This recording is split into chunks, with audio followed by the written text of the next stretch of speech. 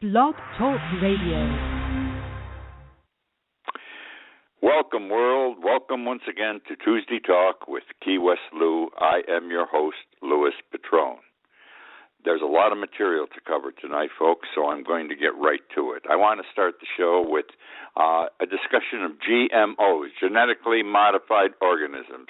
With everything going on in this world, terrorist bombings, heads of state traveling all over the world, everything out of whack, politics, Donald Trump, the GMO'S have fallen out of the news, but things have been happening, and I want to bring them to your attention. There has been a new study, a study that revealed something that a multiple of studies over the past few years have revealed, and that is that long exposure to Monsanto's pesticide Roundup causes damage to liver and kidneys. Roundup causes damage to liver and kidneys. We have known this forever, but a new study bolstered what had been already brought to the public's attention. This was a 2-year study. The United Kingdom, Italy, and France involved. The results were just published this past August. The problem involves glyphosate, which is the key ingredient in the pesticide Roundup. And again, it said very little amounts, very small amounts are required to cause injury to liver or kidneys, either by inhalation or by the stuff touching your body, okay? And that's the story on that. And this bothers me, by the way, liver and kidneys being affected, because Monsanto's pesticide is being sold in all the stores in this country. Go to Home Depot here in Key West. You can buy it off the shelf. I'm not knocking Home Depot, but there's so many tests saying this stuff sucks. This is dangerous to the human body. Why are they selling it? Another thing about GMOs involves the state of California. And this was a study done by a network group, a group of several different organizations. The Center for Biological Diversity, the Center for Environmental Health, El Quinto Sol de la Medica, Californians for Pesticide Reform, the Center for Food Safety and Pesticide Action. And they got into glyphosate also, and they found this. It was being used in California. The state was spraying the stuff, okay? And, here's what happened. More than half the glyphosate was sprayed in California in the 8 poorest counties. Did you hear me? The 8 poorest counties economically had the most of that pesticide sprayed in their counties. These are counties that are heavily lived in by Hispanics and Latinos. In 2014, the California Department of Public Health did a study of Hispanic children, and that study revealed by the California Department of Health that Hispanic children, 91% of them, are more likely than white kids to attend schools nearest high pesticide use. Which now brings me to the Federal Drug Administration. This is terrible. The FDA, and this just came up, the FDA will not compel food companies to label GMO plant foods. In other words, for the last several years, there's been a big drive on across the world, not just in the United States, South America, Central America, Europe, and Asia, that foods genetically modified, prepared with using genetically modified organisms, that they be labeled. There be a label someplace say GMOs. That's all. So people who don't want to use this stuff, people who believe that it is a danger to their health and their family's health, would not have to use it. All right? Well, it came up before a federal regulatory agency, the Federal Drug Agency, on what is called a citizen's petition, and the petition said, I want GMO labeling if there's GMOs in food product. The FDA came out this past week with a 30-page letter decision, and they said, it's a fact that plants are produced in different methods, and it's not our job to decide which method is better than another. Our responsibility is if there are characteristics in the resulting foods that tell us there will be a danger. We don't know that yet. They don't accept all these studies that were done. And so we got to say we're not going to compel producers of foods containing GMOs to label them with GMOs. Well, here's what I want to share with you. This is a perfect example of the influence of money in Washington. Okay. Not only do the major corporations in this country have lobbyists and attorneys and everything else to influence our congressmen and senators, they also have them out there influencing the bureaucrats, the civil servants. Let's call them lifetime civil servants, most of them. And it's done in a very simple way. They tell these people while they're dealing with them, because they deal with them too, and they say, hey, when you get ready to retire or you want to leave this job, you will always have a job with this company. And these guys know they've got the way greased for themselves now. And they lean. I'm not making this up. It's out there. You can read about this stuff on the Internet. And so these people are susceptible. And by the way, these jobs are going to pay a hell of a lot more than the civil servant job they are presently involved in. And what happens is you get a decision like this, no GMO labeling. Because, it's just another way of growing food, and we don't know if it's really dangerous, those food products. It's an absolute shame, my friends. Which brings me now to the Euro Union. 16 nations. There are 28 nations involved in the Euro Union. 16 of the 28 recently voted to opt out, to get out, to not have GMOs, okay? They don't want it grown. They don't want it produced. They don't want anything in their country having to do with a GMO, with GMOs. The decision, this was done, by the way, as recently as October 3rd.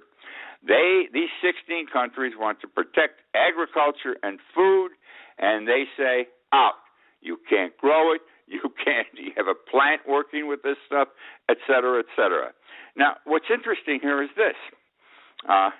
We don't throw GMOs out in this country. If anything, if you look at the history of the legislation, the federal legislation, it's very supportive of GMOs. Monsanto, Dow Chemical, they got a lock on Washington. The Russians, Putin's a pain in the ass. He is a bully. He's a troublemaker. He could precipitate a third world war. The guy is dangerous. But 2 years ago he said, no more GMOs in Russia. We are throwing them out because Russia is not part of the Euro Union. He even did it before the Euro Union. He says out. And he also said when he made that statement, he said, I don't care that the United States permits GMOs. If they want to kill themselves, so be it. We are not going to do it. I also, falling under the title of GMOs, I look at animal products, beef, lamb, chickens, because there are ways, and it's being done around the world in varying degrees, not big time yet, but getting there, cloning of animals. That's the only way to put it. There are new ways to raise a lot of animals. And we're going to China now. China announced this week it is opening the world's largest animal cloning factory. Animal cloning factory. By the way, this factory is primarily being built to clone cows. And I'll tell you why in a minute. But it's also going to clone dogs, which I don't understand unless they eat dogs over there. And they may. I didn't check it out. But they're also going to clone racing horses. The Asians are big on horse racing. They're big on gambling. Some of the world's finest racetracks are located in Asia. So, China, they're going to build the largest cloning factory. And the reason is, as the Chinese explain, and this is the story. I've talked about this previously in different ways over the years. There is a growing middle class in China. The Chinese government 20, 30 years ago decided they wanted a strong middle class because a strong middle class has everything, and people who have everything are going to keep those people in power who are presently in power in China and have been in power. So they give them everything. You can, if you're in the middle class in China, you can buy a house, even if you can't pay the mortgage. The government provides the money. Now you have a house. They have built so many office buildings in China. They built them because they wanted to rent the space or sell the space, and they also built them to provide work for people. So these construction people could take home these big pay salaries, which would put them in a middle class. They got their strong middle class. Now, what does the middle class want? It wants everything the middle class, when it had money in this country, wanted. And one of those things in China is beef. Big time, they want beef. Well, there's not enough cows, okay? Even though they import cows also so they can have beef, still not enough. They're building a factory. The factory is going to cost $313 million, and here is what it's going to do. It is going to produce, via cloning, 100,000 embryos a year. 100,000 embryos a year. I've got to assume that translates into a lot of cows. Maybe not all the 100,000 can be used effectively. Maybe only 90,000. But they're going to clone, make their own cows, so their people have beef. I want to talk now about the Syrian refugees briefly.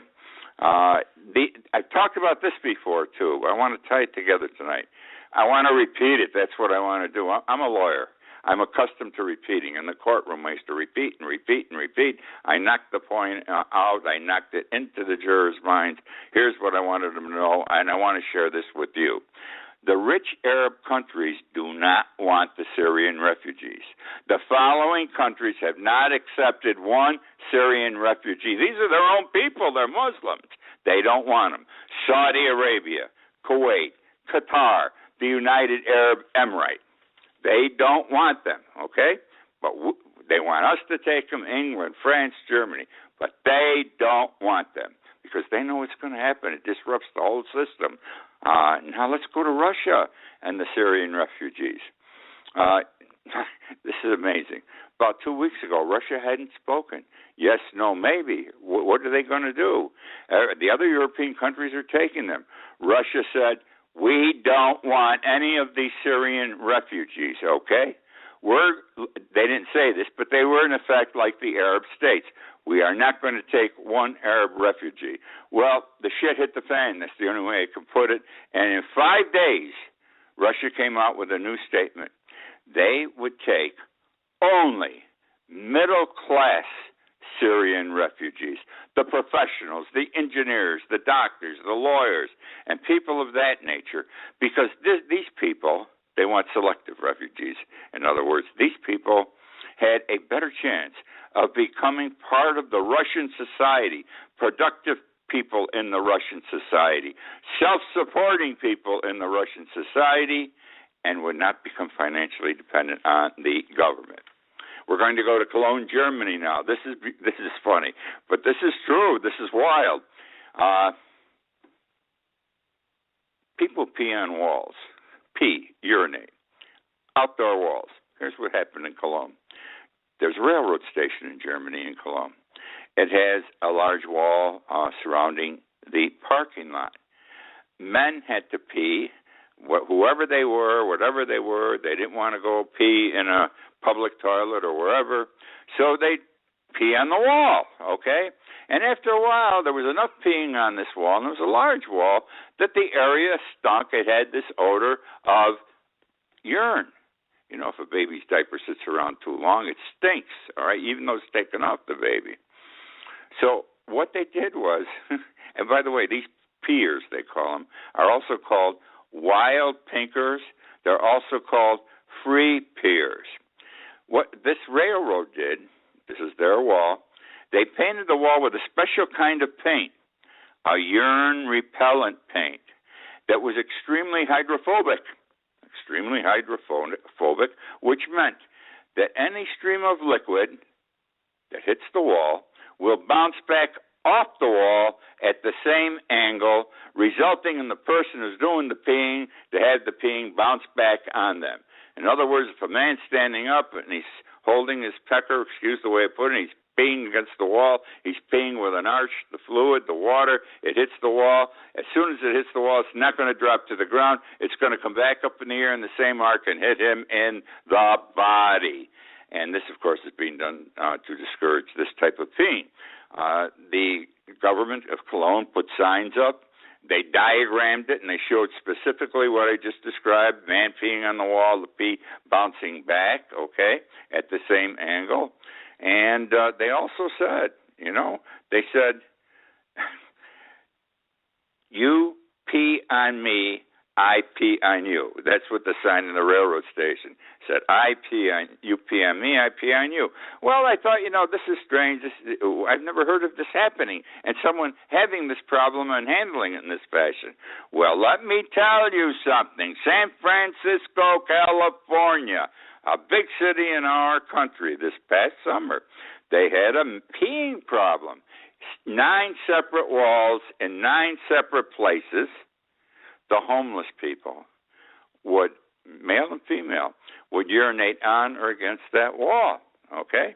So what did they do? They painted the wall, okay, with this urine-repellent paint, this extremely hydrophobic paint, and because the stink in the area where these 9 walls were, the people just couldn't handle the smell anymore. Something had to be done. They couldn't get the people to pee anyplace else, the homeless people, so they put that stuff up so the people would pee on themselves, and that's the way it is in San Francisco now. Amazing. Which now brings me to the Eiffel Tower. My column this week, I wanted to do a column for Conch Life, and this column, by the way, that I'm going to discuss very briefly now, publishes tomorrow. It'll hit the stands tomorrow.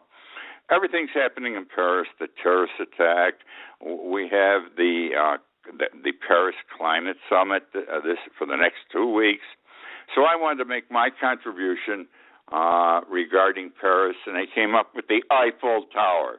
And it's nothing unusual. It's just, I call it, in effect, a biography of the Eiffel Tower.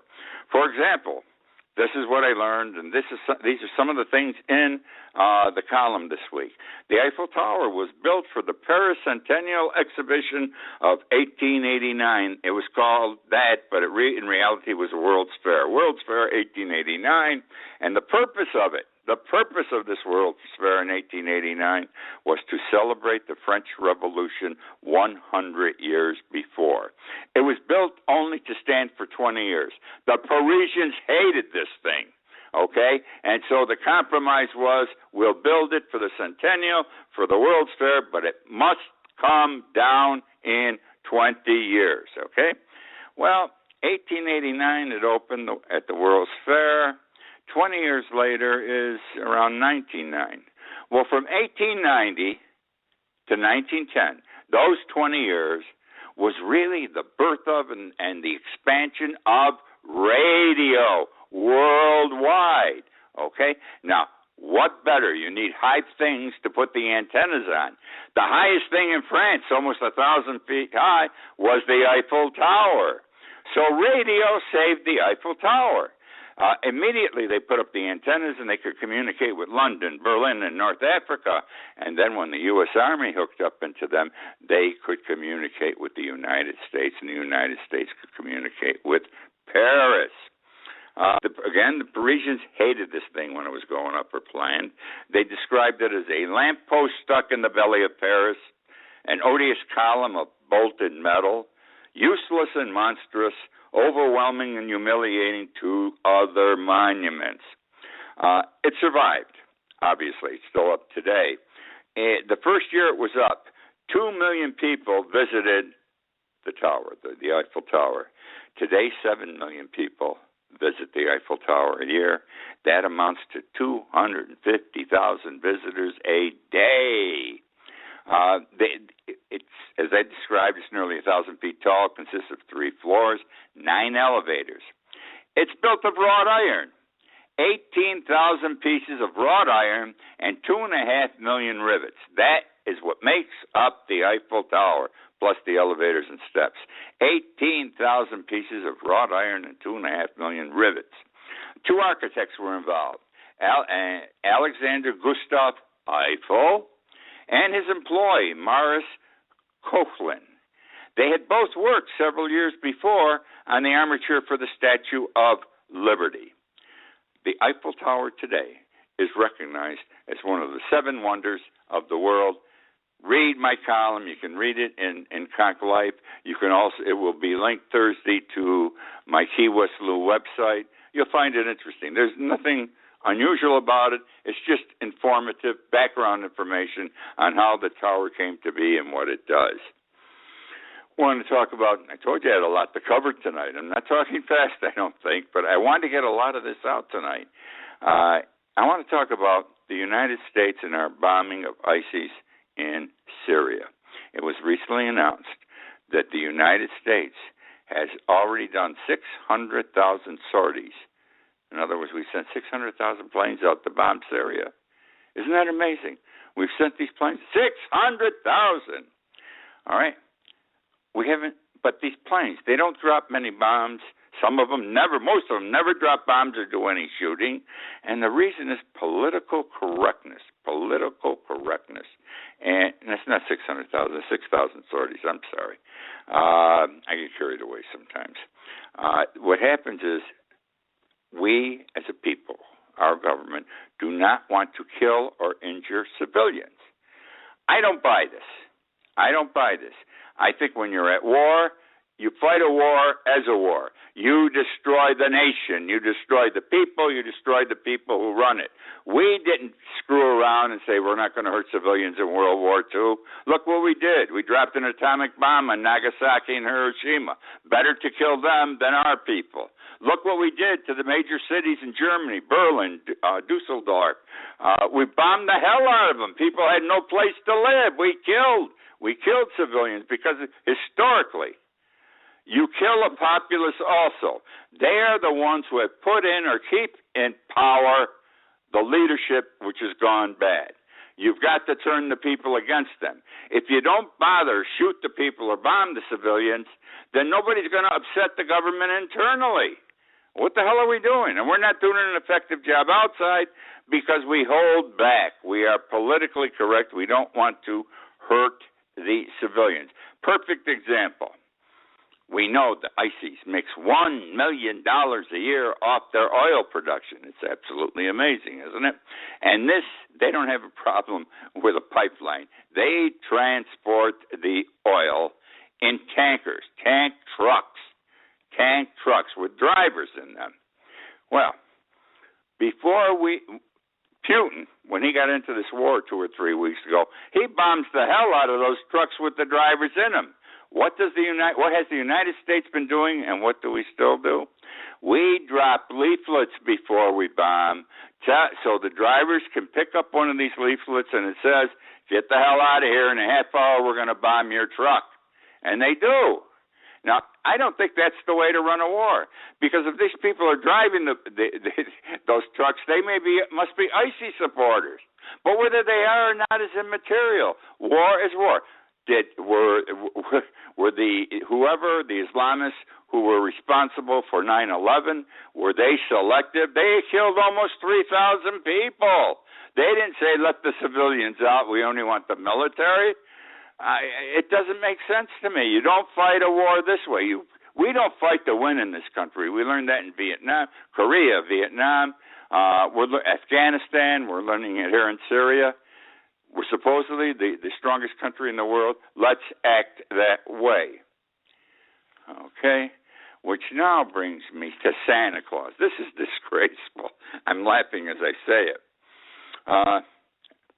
Parents take their children to see Santa Claus in stores, department stores, shopping centers.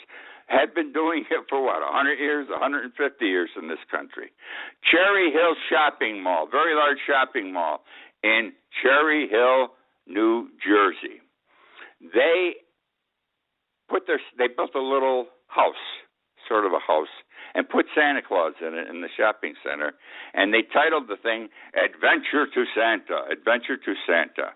And it was a big deal. I mean, when you went in there, it was like going to the North Pole.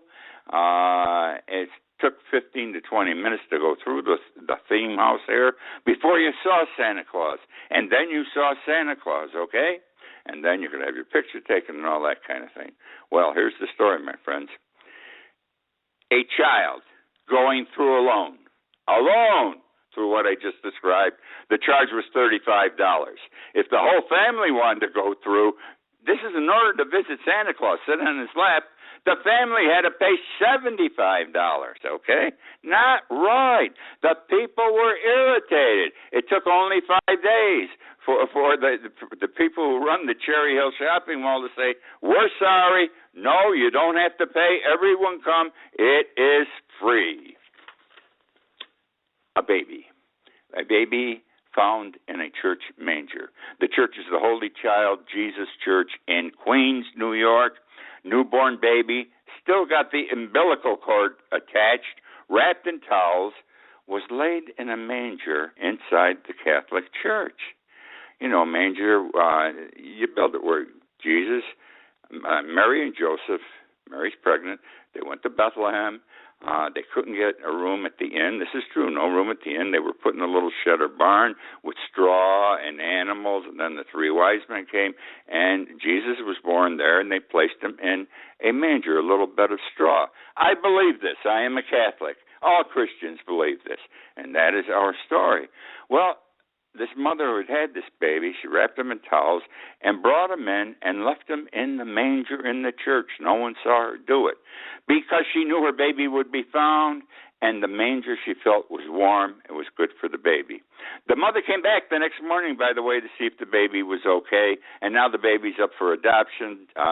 The priest in charge of the church apparently has found a couple in the parish who want the baby. The mother will not be prosecuted. New York has a safe haven law. It's called the Safe Haven Law, and it permits a parent to abandon a newborn anywhere without fear if it's placed in a safe place, if it's left in a safe place.